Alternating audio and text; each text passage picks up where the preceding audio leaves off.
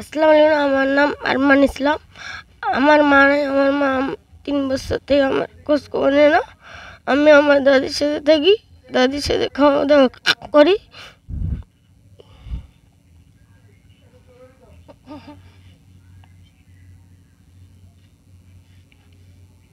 এবারে আমার হলে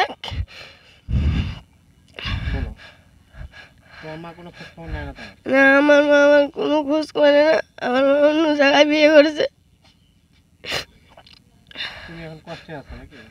আমি এখন কষ্টে আছি আমার দাদির সাথে।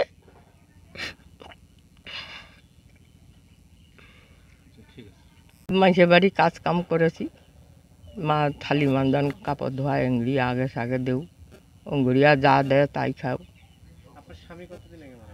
স্বামী মারা গেছে বোধহয় 20 বছর 18 বছর হয়েছে। হ্যাঁ, ছেলে সন্তান একটা, মেয়ে নাই। ছেলেটা বড় হয়েছে না, প্রতিবন্ধী না হয়, ও তো না আদাও সাদাও। হ্যাঁ, মানুষের বাড়িতে কাজ করে, মন ধরলে খরচপাতি করে, না ধরলে নেই। আমি তো তখন মানুষের বাড়ি কাজ করি, যা দেয় এক আছে চাল অঙ্গুরিয়া খাই। হ্যাঁ, কষ্টের জীবন যাচ্ছে ভাই, এলা তো কষ্ট যাচ্ছে যাচ্ছে, আর থাকার মতো কষ্ট। এদিন নাতিটা থাকিয়া পারে না, নাতিটা আবার মা থুয়া পালাইছে, এলা মুই তো আর ফেলে দিবা পারো না। জল থাকতে পারি না, সেই ধর করি জল পড়ে, জানি না বিছানা খান কাগজ দিয়া ছুঁছি, থাকতেই পারি না, এক কোনায় বসে থাকি নাতিটা সহ।